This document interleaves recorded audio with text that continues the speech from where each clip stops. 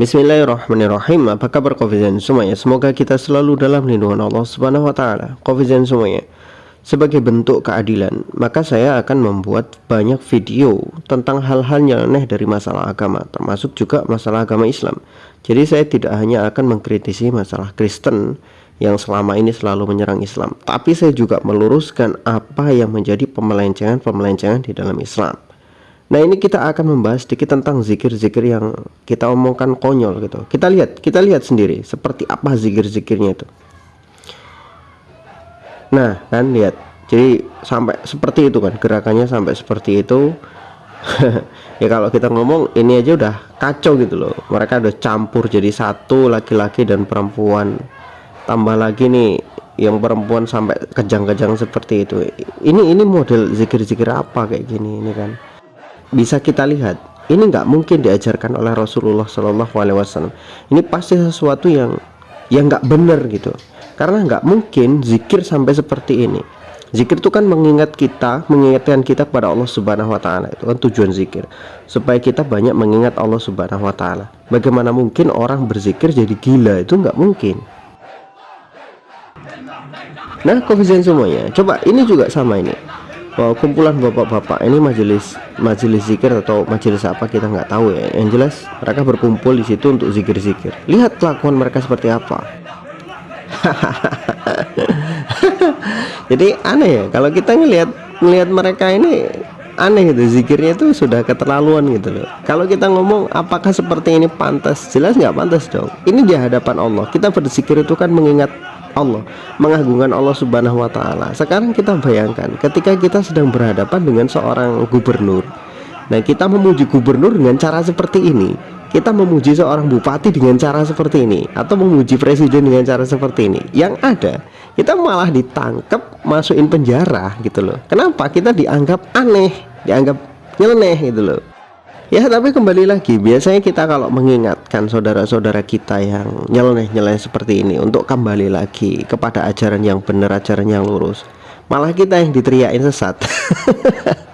Ya, jujur aja aneh itu kadang sama pikiran orang. Ketika kita meluruskan sesuatu yang betul-betul nyeleneh, malah kita yang dianggap aneh gitu loh. Padahal kan sederhana banget gitu loh. Kalau kita ngomong tentang usul fikih yang biasa sering dipakai gitu kan, untuk memahami masalah ibadah itu kan gampang sekali. Ibadah itu segalanya haram. Segala ibadah itu bentuk apapun itu ibadah, segala ibadah adalah haram. Itu asal hukumnya. Jadi sampai ada dalil yang menjadikan itu wajib atau sunnah atau apalah istilahnya, menjadi satu yang dianjurkan untuk dikerjakan gitu loh. Jadi kalau nggak ada itu ya hukum aslinya adalah haram. Ya, zikir juga begitu. Zikir itu adalah sesuatu yang Allah cintai. Tetapi ketika melakukannya tidak sesuai dengan contoh Rasul, tidak sesuai dengan sunnah Rasul, bikin aturan sendiri yang justru nyeleneh, yang justru keluar dari kaidah-kaidah yang berlaku, bahkan kaidah moral pun di situ juga dilanggar. Apa gunanya zikir itu? Jadi kalau kita ngomongkan lagi itu syarat satu ibadah menjadi pahala itu salah satu syaratnya itu kan berakal. Iya. Kalau orang nggak berakal, maka apapun yang dilakukan itu nggak ada nilainya.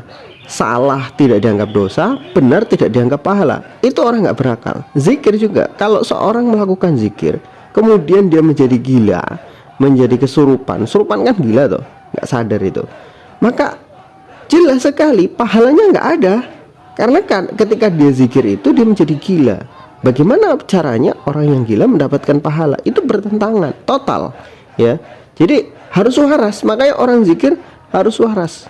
Kalau nggak waras ya nggak dapat pahala, selesai. Karena salah satu pembatal pahala ya gila, atau nggak sadar, mabuk, tidur dan sebagainya. Itu membatalkan pahala gitu loh. Nah, koefisien semuanya sebetulnya sederhana banget gitu kalau logika saya. Mengingat Tuhan itu kan seharusnya dapat mengusir segala sesuatu yang negatif pada diri manusia. Jadi bagaimana mengingat Tuhan, zikir kepada Allah Subhanahu wa taala, justru orangnya menjadi kesurupan. Ini zikir yang seperti apa? Itu menjadi sebuah pertanyaan besar bagi kita semuanya.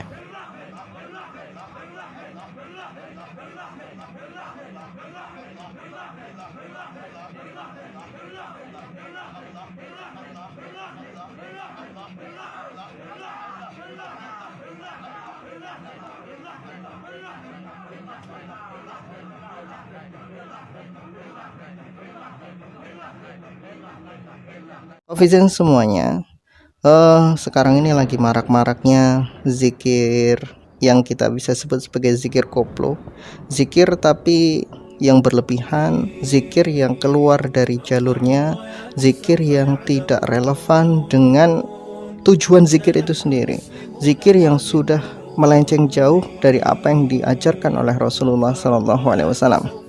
Padahal tujuan zikir itu adalah mengagungkan Allah Subhanahu wa taala, menundukkan diri kita di bawah keagungan Allah Subhanahu wa taala. Kita memuji Allah Subhanahu wa taala sebagai bentuk bahwa kita ini rendah, Allah Subhanahu wa taala adalah maha tinggi.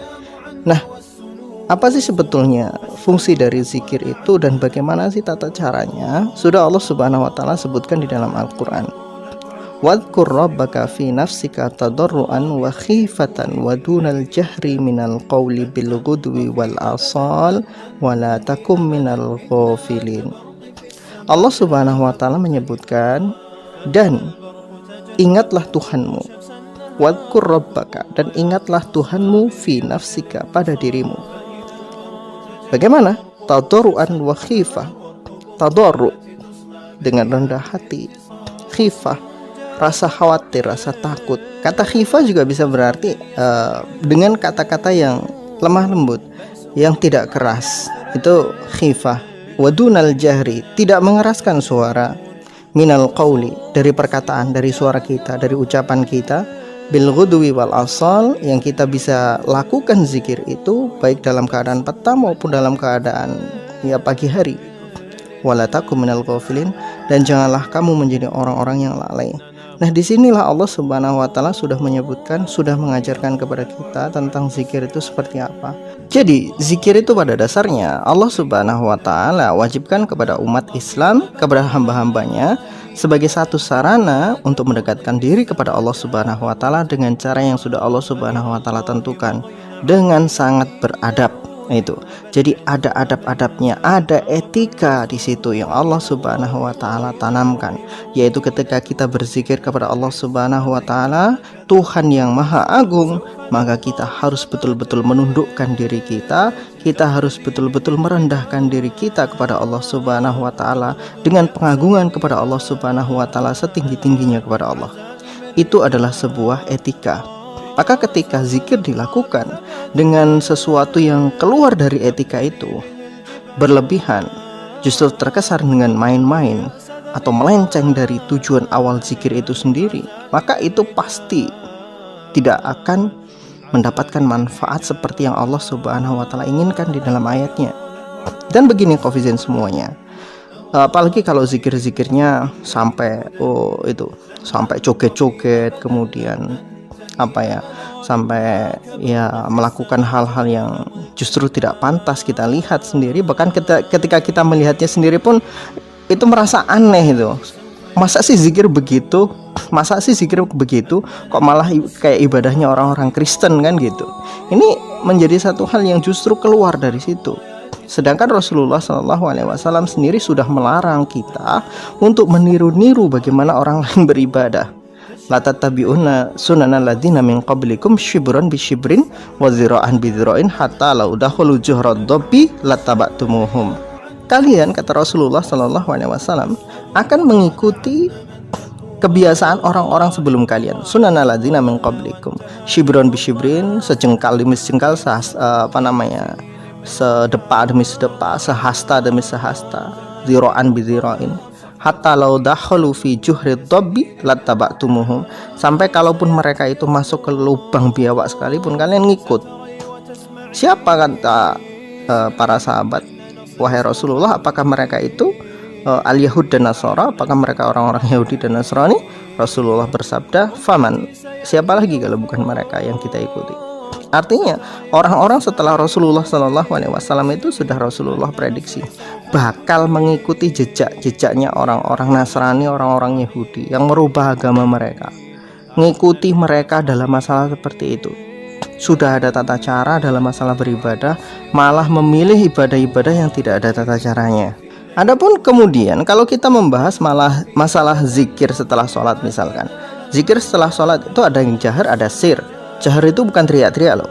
Jahar itu hanya meninggikan sedikit suara supaya orang lain mendengar, sedangkan sir itu hanya didengar oleh diri kita sendiri. Itu bedanya. Jadi jahar itu bukan berarti teriak-teriak. Jahar itu hanya sedikit meninggikan suara supaya orang-orang di belakangnya itu mendengar. Dan apakah seperti ini boleh? Ulama sebagian ada yang memperbolehkan dan tidak mempermasalahkan. Karena Rasulullah SAW juga pernah melakukan hal yang seperti itu. Itu tidak dipermasalahkan. Bukan itu masalahnya. Masalahnya adalah ketika zikir itu dilakukan dengan cara yang salah. Nah, kita bisa lihat contoh-contoh video yang akan kita tampilkan berikut nanti.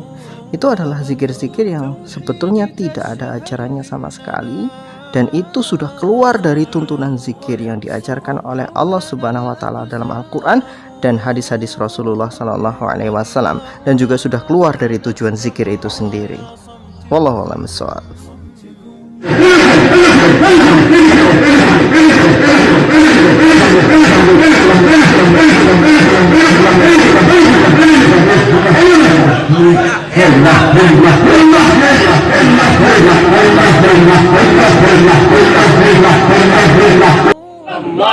La ilaha illallah, la ilaha illallah, la ilaha illallah, la ilaha illallah, la ilaha illallah, la ilaha illallah, la ilaha illallah, la ilaha illallah, la ilaha illallah, la ilaha illallah, la ilaha illallah, la ilaha illallah, la ilaha illallah.